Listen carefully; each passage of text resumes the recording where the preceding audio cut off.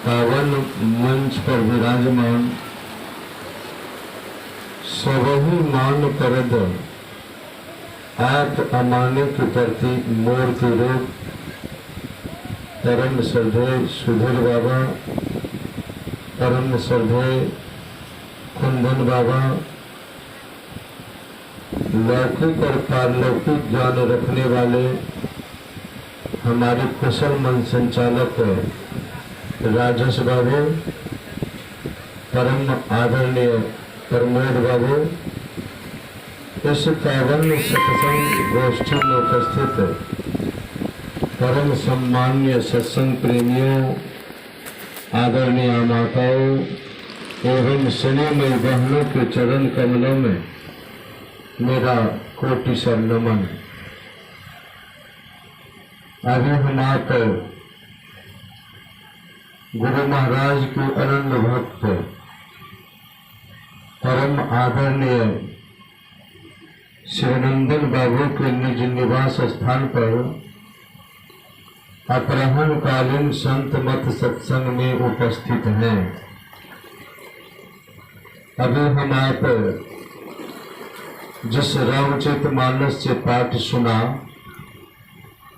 गोस्वामी तुलसीदास जी महाराज इस रामचरितमानस को चलता फिरता मानस सरोवर कहा है। क्या कहा है? चलता फिरता मानस सरोवर। एक मानस सरोवर हिमालय में है जो कैलाश पर्वत पर। कैलाश पर्वत पर जो मान सरोवर है, उस मान सरोवर में आप जाएंगे स्नान करने के लिए। स्नान करते समय कहीं आपका पांव फिसल गया तो आप डूब करके मर जाएंगे, आपकी मृत्यु हो जाएगी। गोस्वामी तुलसीदास जी महाराज का जो चलता फिरता मानस सरोवर है, अगर इसमें डूब जाएंगे तो क्या होगा? इसमें डूब जाएंगे तो आपका उद्धार हो जाएगा, आपका कल्याण हो जाएगा। दोनों मान सरोवर में आसमान धरती का फर्क है। कैलाश पर्वत पर जो मान सरोवर है, हम आप सुनते हैं उस मान सरोवर में हंस आते हैं मोती चुगने के लिए। मैं तो कई बार प्रयास किया जाने का, लेकिन जा नहीं पाया। सुनते हैं तो हंस आते हैं मोती चुगने के लिए। और गोस्वामी तुलसीदास जी महाराज का जो चलता फिरता मानस सरोवर है, इसमें कौन आते हैं? बोलिए। उसमें तो हंस आते हैं, इसमें परम हंस आते हैं मोती चुगने के लिए। कौन आते हैं? रामचरितमानस में जब हम पाठ करते हैं तो गोस्वामी तुलसीदास जी महाराज ने क्या कहा? जीवन मुक्त ब्रह्म पर अचरित सुनई तजी ध्यान। जो महापुरुष जीते काल में, जीवन काल में उस ब्रह्म पद को प्राप्त कर लिया है, रात दिन समाधि में रहते हैं। सत्संग का नाम सुनने मात्र से समाधि तौर पर सत्संग सुनने के लिए आते हैं। क्या वो महापुरुष अभी नहीं आए हैं? हम आपकी ऐसी दृष्टि नहीं है, उस महापुरुष को हम देख लेंगे। इसमें कौन आते हैं मोती चुगने के लिए? परम हंस आते हैं। कैलाश पर्वत पर जो मान सरोवर है, उस मान सरोवर में कितना घाट है? 4 घाट है। और गोस्वामी तुलसीदास जी महाराज का जो मानस सरोवर, इसमें कितना घाट है? इसमें भी 4 घाट है। तो 4 घाट पर कौन कौन बैठे हैं? बोलिए। ये जो रामचरितमानस जो है, इसमें कितने घाट है? 4 घाट। चारों घाट पर कौन कौन बैठे हैं? नहीं पता है। पहला घाट पर भगवान शंकर माता पार्वती को उपदेश दे रहे हैं। जिस घाट पर बैठकर भगवान शंकर माता पार्वती को उपदेश दे रहे हैं, उस घाट का नाम क्या है? बोलिए। रामचरितमानस पढ़ते हैं रात दिन। जिस घाट पर भगवान शंकर माता पार्वती को उपदेश दे रहे, उस घाट का नाम है ज्ञान का घाट। याद रखिएगा, क्या नाम है? दूसरे घाट पर कौन बैठे हैं? दूसरे घाट पर महर्षि याकव जी महाराज और भरद्वाज मुनि का संवाद हो रहा है। जिस घाट पर याकव जी महाराज और भरद्वाज मुनि का संवाद हो रहा है, उस घाट का नाम क्या है? उस घाट का नाम है कर्म का घाट। तीसरे घाट पर कौन बैठे हैं? तीसरे घाट पर कागभूषण और गरुड़ का संवाद हो रहा। कागभूषण जी महाराज गरुड़ को उपदेश दे रहे हैं। जिस घाट पर कागभूषण जी महाराज गरुड़ को उपदेश दे रहे हैं, उस घाट का नाम क्या है? भक्ति का घाट। और चौथे घाट पर कौन बैठे हैं? चौथे घाट पर भगवान शंकर और कुंभक ऋषि का संवाद हो रहा है। भगवान शंकर शरणागत बन करके गए भगवान कुंभक ऋषि के सानिध्य में सत्संग सुनने के लिए।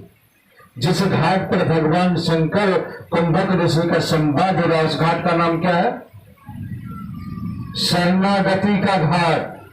भगवान शंकर गए शरणागति बनकर कुंभक ऋषि के सानिध्य में सत्संग सुनने के लिए।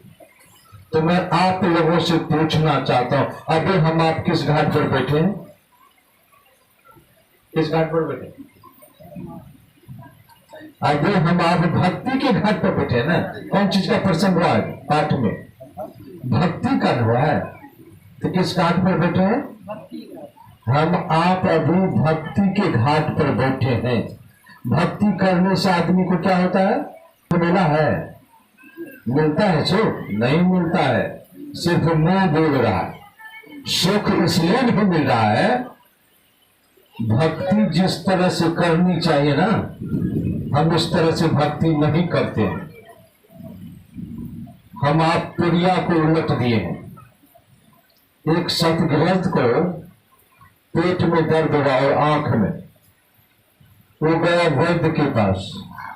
वैद्य ने उसको 2 पुड़िया दिया, एक दिया आंख में लगाने के लिए, एक खाने के लिए। जब वो सदग्रस्त पुड़िया लेकर आ रहे थे ना, रास्ते में पुड़िया उलट गया। घर पर आया तो जो दिया था खाने के लिए उसको आंख में लगा लिया, और जो दिया था आंख में लगाने के लिए उसको खा लिया। दुख बटेगा कि घटेगा? दुख का सीमा नहीं रहेगा। उसी तरह हम आप जब परमात्मा रूपी वैद्यराज के घर से आ रहे थे ना, तो परमात्मा रूपी वैद्यराज ने हम आपको 2 पुड़िया दिया था। ये 2 पुड़िया क्या है? बोलिए, ये 2 पुड़िया क्या है?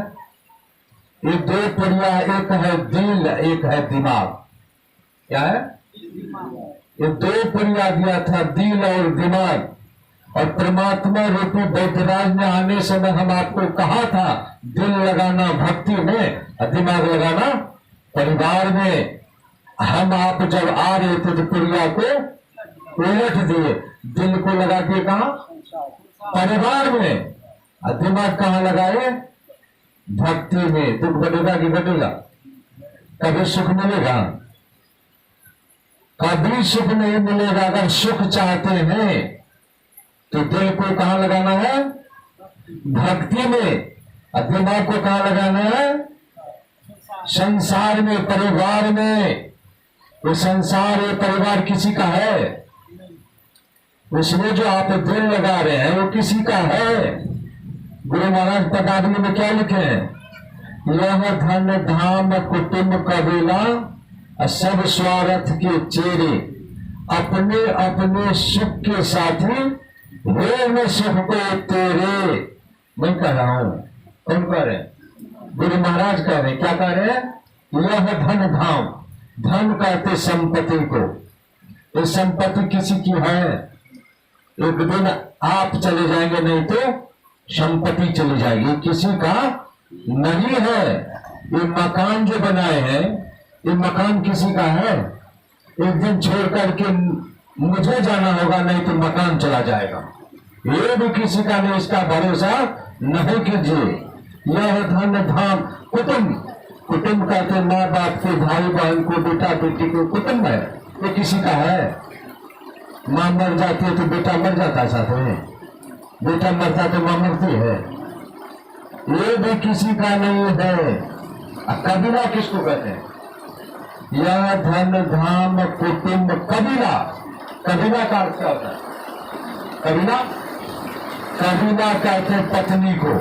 किसको कहते हैं? ये पत्नी किसी की है, पत्नी के लिए जो आप जान गंवाते हैं, गुरु महाराज क्या लिखते हैं? सब अपने अपने सुख के साथी, हे न सुख को तेरे। पत्नी जो पति से प्रेम करती है, पति के सुख के लिए। आपको पानी पड़ेगा क्या होगा?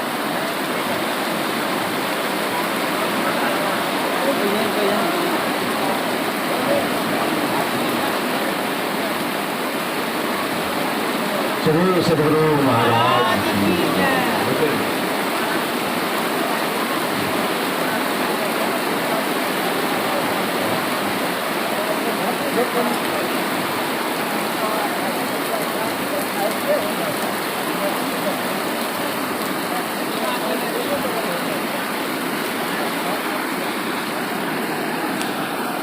Gracias.